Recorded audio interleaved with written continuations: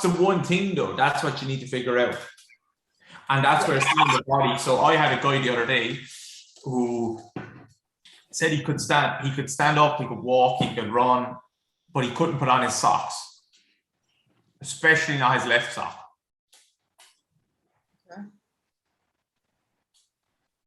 Okay. Yeah. So what's happening?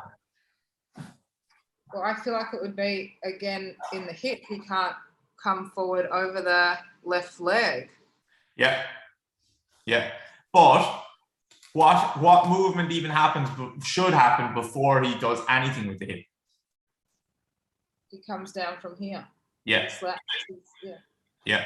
And then we look at him and his ribs are externally rotated quite a bit.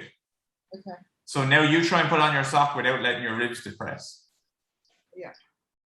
It's not going to feel so nice for your back. Yes.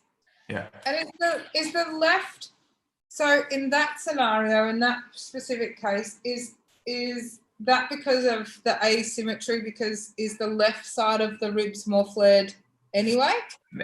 It is more flared, but whether it's because of the asymmetry, I don't know in his instance, but he was standing on his right leg, like he was doing everything on his right leg, even when I got him to do his toe touch or his squat or anything like that. Mm-hmm. But so now sit up again, and let's presume now he does have depression and retraction and internal rotation of the rib cage. Okay, so let your ribs go.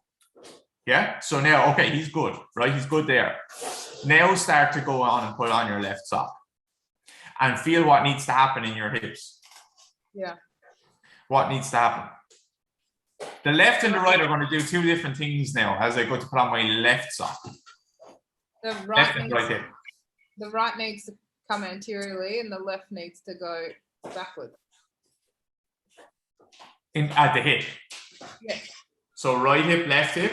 I'm going to put on my left sock. I'm going to have to shift back into my left hip, aren't I? So, yes. So right goes forwards, left goes backwards. Correct. Exactly. Yeah. So which way is the pelvis rotating? Right. The other way. No. You can't go backwards into the hip. No, pelvis. Yeah. Feel it, come on. So by going like that, right's forward, left's back. Yeah. Yes? So which hip is further back? Left hip? Left, yep. So that would be the pelvis rotating left, yeah? Yes. Yeah. Yes, yeah. Yeah. We're on the same page. Huh?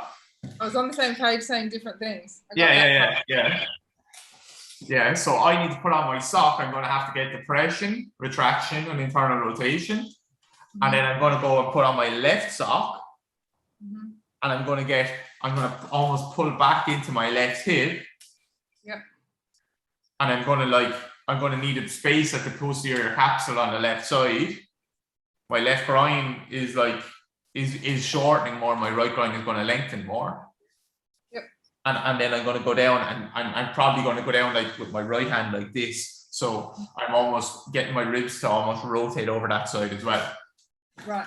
Yep. So what phase of gait would that be? If you just simple now, I'm not going to confuse things. So just break down gait into two parts, swing and stance. One leg is the swing leg, one leg is the stance leg. Yeah. The left leg, which is it? Stance. Correct. Because his mass is going on to that left side to put on his left sock.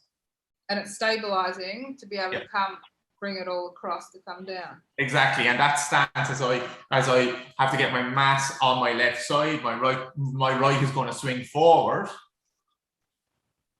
through the air if I'm standing. So now you're thinking, okay, what's he doing when he he can't get into that motion, but so if he can't get there, can he get really cleanly into left stance when he actually goes to move? And or at the same time, can he actually get swing on the right side? So then I'm looking at his assessment and I'm saying, okay, this is his assessment. This is the mechanism of the issue. He can't get there. But at the same time, in my mind, I don't need to complicate it. I just know, right, like if he can't get there, can he get cleanly into left stance? So now I look at his rotation left and right in standing. Pelvis can't rotate left. I look at his lateral flexion, side to side. And actually, as he goes to side bend to the right side, he can't go there. Because he can't get out. Because, yeah, when I side bend, when I flex to the right, my pelvis should have to shift over to the left hip or to the left side. So now I'm saying, right, he actually cannot adduct his left hip because here he can't get over on it. When he rotates to the left, he would need adduction. And when he laterally flexes his spine to the right, he would need to adduct his left hip. Yeah. So now I have three things saying he can't adduct his left hip. Which might not be his left hip, it could be the ribs, but in the first place, he needs to get that. He actually can't get this motion to happen in the first place. So now we deal with the ribs first, then we deal with the hip, because this is the first thing that he just can't get to happen at all. Absolutely. Yeah. So is it that he can't put on his left sock? Yeah. But we have so much more information about that. Now that we know, we compare that and understand what should be happening in that left sock motion. Okay. Awesome.